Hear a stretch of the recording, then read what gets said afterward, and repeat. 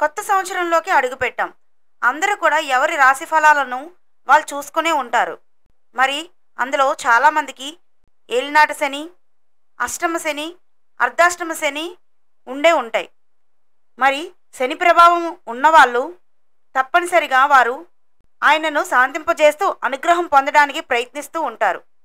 మరి అలాంటి వాళ్ళ కోసమే నలమహారాజు శని ప్రభావం నుంచి విముక్తి పొందిన ప్రదేశం గురించి ఇప్పుడు నేను మీకు ఈ వీడియోలో చెప్పబోతున్నాను. Welcome to Anu family Telugu traveller.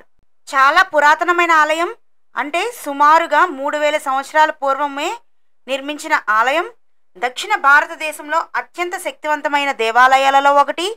అలాగే తమిళనాడులోని ఉన్న 9 నవగ్రహ ఆలయాలలో ఒకటైన తిరునల్లార్ శనీశ్వర దేవాలయం గురించి ఈరోజు మనం తెలుసుకోబోతున్నాం.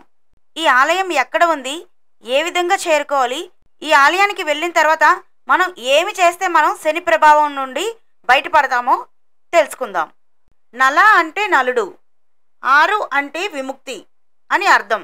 నలమహారాజు శని ప్రభావం నుంచి విముక్తి పొందిన ప్రదేశం కాబట్టి తిరునల్లార్ శనీశ్వర ఆలయం అని ఈ ఆలయానికి పేరు వచ్చింది. ఇక్కడ నేను మీకు చూపిస్తున్నది నలతీర్థం అండి. ఎవరైనా ఆలయానికి దర్శనానికి మాత్రమే వెళ్ళాలి అనుకునే వాళ్ళు ఈ నలతీర్థంలో కాళ్ళు చేతులు కడుక్కుంటే సరిపోతుంది. కానీ శని దోషాలు పోగొట్టుకోవాలి అనుకునే వాళ్ళు మాత్రం ఈ నలతీర్థంలో స్నానం ఆచరించాలి. దీని వెనుక ఉన్న కథ గురించి ఇప్పుడు మనం తెలుసుకుందాం. నలమహారాజు శని ప్రభావం చేత అనేక రకాల ఇబ్బందులు పడి రాజ్యాన్ని కూడా కోల్పోతాడు. నలుడు శనీశ్వరుడిని రకరకాలుగా స్తుతించి తనకు శని ప్రభావం నుంచి విముక్తి కలిగించమని ప్రార్థించగా శనీశ్వరుడు దర్భలతో కూడుకొని ఉన్న అరణ్యంలో స్వయంభూ శివలింగానికి ఎదురుగా ఉన్న కొలనులో స్నానం చేసి తడి బట్టలతో శివుడిని దర్శించుకుంటే నలునికి తిరిగి పూర్వపద వైభవం కలుగుతుందని చెప్తాడు. నలుడు శనీశ్వరుడు చెప్పిన ప్రదేశం వెతుక్కుంటూ వెళ్ళి అక్కడ స్వయంభూ లింగాన్ని కనుగొని ఎదురుగా ఉన్న కొలనులో స్నానం చేసి శివలింగాన్ని దర్శించుకొని శని ప్రభావం నుంచి విముక్తి పొందాడు. ఇప్పటికీ కూడా భక్తులు నలతీర్థంలో స్నానం చేసి తడి బట్టలతో శివుడిని దర్శించుకుంటారండి. శనీశ్వరుడిని దర్శనం చేసుకుని తిరిగి నలతీర్థంలో మళ్ళీ స్నానం చేసి ఆ బట్టలని అక్కడ విడిచిపెడతారు. మళ్ళీ కొత్త బట్టలని ధరించి వెనుకకి తిరిగి చూడకుండా తిరిగి మళ్ళీ ఇంటికి వెళ్ళిపోవాలండి. శని దోషాలు ఉన్నవాళ్ళు ఈ విధంగా ఆచరించాలండి. నలమహారాజుకి శని ప్రభావం తగ్గిన తర్వాత తిరిగి మళ్ళీ తన రాజ్యాన్ని తను పొందాడండి. ఇక్కడ స్నానం ఆచరించిన తర్వాత లేడీస్కి డ్రెస్ చేంజ్ చేసుకోవడానికి డ్రెస్ చేంజింగ్ రూమ్స్ కూడా ఉన్నాయి. నేను ఆల్రెడీ ఇందాక వీడియోలో చూపించాను, ఒకసారి చూడండి. ఈ నలతీర్థం ప్రధాన ఆలయానికి 1/2 కిలోమీటర్ డిస్టెన్స్లో ఉంటుందండి. మామూలుగా దర్శనానికి మాత్రమే వెళ్ళే వాళ్ళు ఈ నలతీర్థంలో కాళ్ళు చేతులు కడుక్కొని బయటకు వచ్చిన తర్వాత మనకి ఇలాగ పూజా సామాగ్రి అంతా కూడా మనకి ఇక్కడ బయట దొరుకుతుంది. పూజా సామాగ్రి అంతా కూడా ఇక్కడే కొనుక్కోవచ్చు.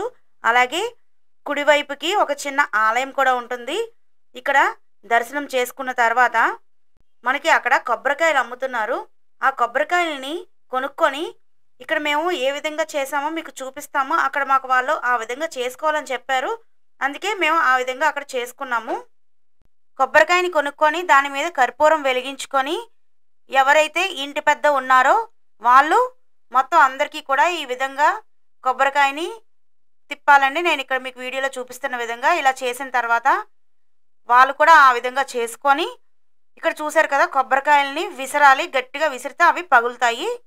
అక్కడ షాప్ వాళ్ళు అలా చెప్పారండి, అందరూ అక్కడ అలా చేసుకుంటున్నారు, అందుకే మేము కూడా అలా చేసుకున్నాము.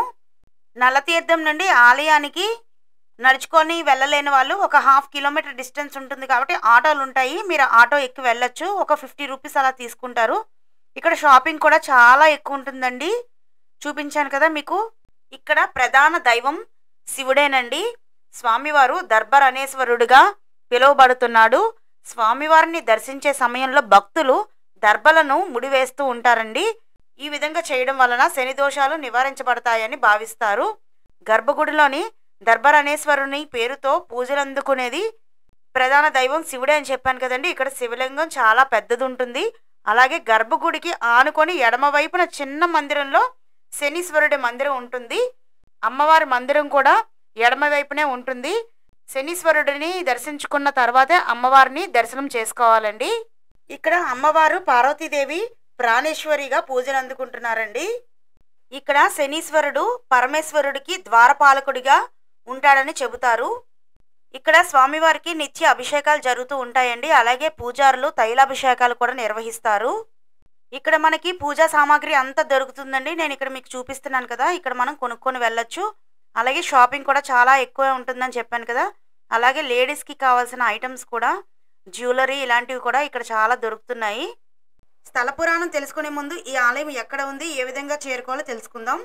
తిరునల్లార్ శనీశ్వర ఆలయం భారతదేశంలోని పాండిచ్చేరి రాష్ట్రానికి చెందిన కారైకల్ జిల్లా నుండి 5 కిలోమీటర్ల డిస్టెన్స్లో ఉన్న తిరునల్లార్ పట్టణంలో ఉన్నది. తంజావూరు నుండి అయితే 95 కిలోమీటర్ల డిస్టెన్స్ అండి. నియరెస్ట్ ఎయిర్పోర్ట్ తిరుచి ఎయిర్పోర్ట్ అండి, 150 కిలోమీటర్స్ డిస్టెన్స్లో ఉంది. తిరునల్లార్లో ఎటువంటి రైల్వే స్టేషన్ అయితే లేదు. మన తెలుగు రాష్ట్రాల నుండి డైరెక్ట్ ట్రైన్స్ అయితే కారైకల్కి లేవండి. ముందు మనం చెన్నై చేరుకోవాలి. చెన్నై నుండి కారైకల్కి 300 kilometres distance. Chennai Egmore station నుండి ప్రతిరోజు రాత్రి కారైకల్ ఎక్స్ప్రెస్ ఉంటుంది.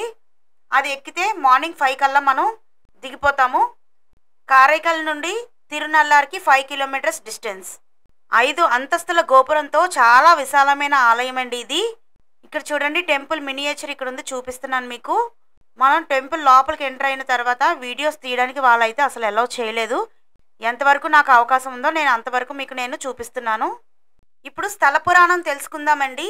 ఈ ప్రాంతాన్ని పాలించిన రాజు ఇక్కడ ఉన్న శివాలయంలో రోజు కూడా పాలు పోయమంటూ ఒక గొల్లవాడికి ఆజ్ఞాపించాడంటండి. శివభక్తుడైన ఆ గొల్లవాడు రాజు చెప్పినట్లుగానే చేసేవాడంట. కొన్ని రోజులకు ఆలయ అధికారి ఆ పాలను ఆలయంలో కాకుండా తన ఇంట్లో పొయ్యమని చెప్పాడంటండి. ఈ విషయాన్ని రాజుకు చెప్పకూడదని హెచ్చరించాడంట. అప్పటి నుండి ఆ గొల్లవాడు ఆ అధికారి ఇంట్లో పాలు పోయడం మొదలుపెట్టాడు. ఈ విషయాన్ని ఆలయ పూజారి రాజు దృష్టికి తీసుకువెళ్లడంతో గొల్లవాడిని పిలిపించి కారణం అడిగారంటండి. గొల్లవాడు భయపడి ఎంతకీ విషయం చెప్పకపోవడంతో రాజు ఆగ్రహించి అతడికి మరణదండన విధించాడంట. దాంతో ఆ భక్తుడు శివుడిని వేడుకోగా స్వామి అనుగ్రహించాడని, తన త్రిశూలంతో శిక్షను ఆపాడని కథనం అండి. ఆ క్రమంలోనే స్వామి బలిపీఠం కాస్త దూరం జరిగిందంట. ఇప్పటికీ అలాగే ఉంటుందంట. ఈ ఆలయం విశేషాలైతే ఇవేనండి. నేను నెక్స్ట్ వీడియోలో అసలు ఈ నవగ్రహ ఆలయాలు తమిళనాడులో ఎలా ఏర్పడ్డాయి అనే దాని గురించి నేను మీకు వీడియో చేసి చూపిస్తాను. మొత్తం నవగ్రహ టెంపుల్స్ అన్నీ కూడా నేను మీకు ఆ వీడియోలో చూపిస్తానండి. నవగ్రహ టెంపుల్స్ని దర్శించుకోవడానికి ఎన్ని డేస్ పడుతుంది, మనం అక్కడికి ఏ విధంగా చేరుకోవాలి, ఈ టోటల్ డీటెయిల్స్ అన్నీ కూడా నేను మీకు నెక్స్ట్ వీడియోలో చెప్తాను. మరి ఈ వీడియో మీకు నచ్చినట్లయితే తప్పకుండా లైక్ చేయండి, మీకు తెలిసిన వాళ్ళందరికీ కూడా షేర్ చేయండి. అలాగే అను ఫ్యామిలీ తెలుగు ట్రావెలర్ ఛానల్ని సబ్స్క్రైబ్ చేసుకొని పక్కనే ఉన్న బెల్ ఐకాన్ని ప్రెస్ చేయడం మర్చిపోకండి. Thanks for watching.